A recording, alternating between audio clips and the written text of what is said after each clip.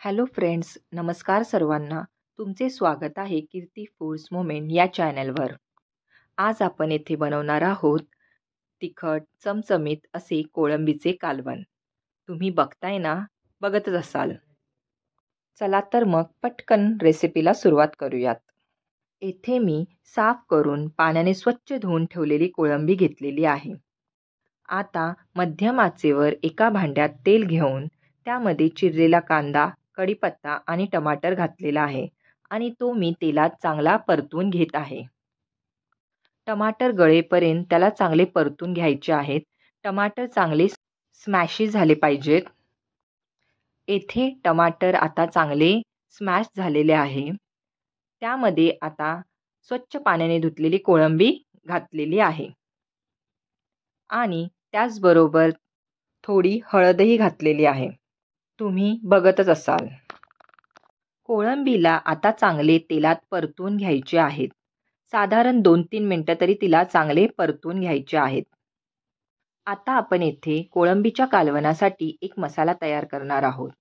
या मसाल्यासाठी कोणते जिन्नस घ्यावे आणि त्याचे प्रमाण किती घ्यावे हे मी डिस्क्रिप्शन बॉक्समध्ये मेन्शन केलेले आहे. तुम्ही ते जाऊन बघालच.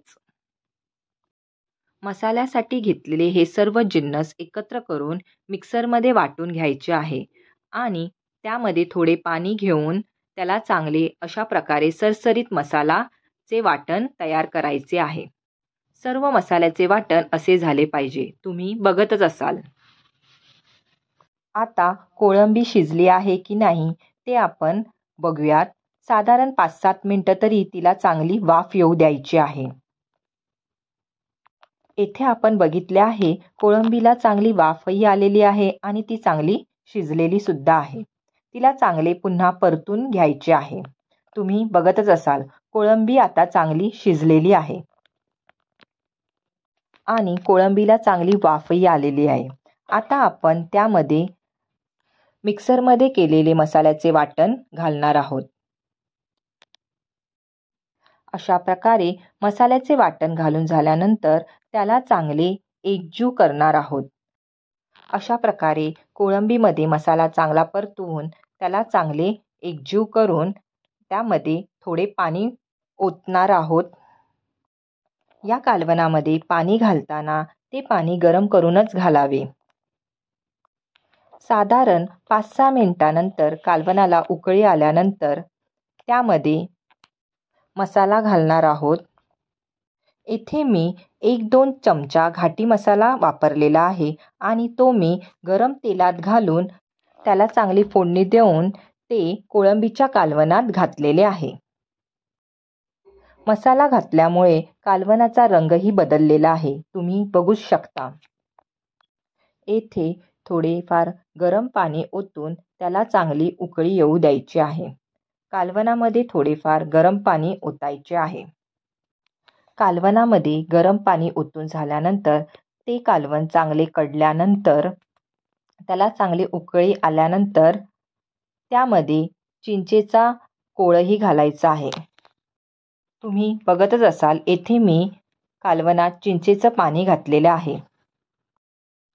आता कालवणाला साधारण 5-7 मिनिटे उकळी येऊ द्यायची आहे. या कोळंबीच्या कालवणात येथे मी अजून एक सिक्रेट मसाला घातलेला आहे आणि तो म्हणजे चिकन मसाला किंवा मटन मसाला. या दोनपैकी एक मसाला तुम्ही यात घालू शकता. यामुळे कोळंबीच्या कालवणाची चव वाढते. हे सर्व मसाले घालून झाल्यानंतर कालवणाला चांगली उकळ येऊ द्यायची आहे.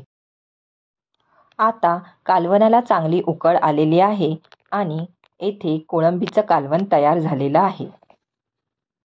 तुम्ही बघू शकता येथे झणझणीत आणि चमचमीत असे कोळंबीचे कालवण तयार झालेले आहे. चला तर मग तुम्ही पण असेच कोळंबीचे कालवण बनवा, खा आणि मस्त राहा.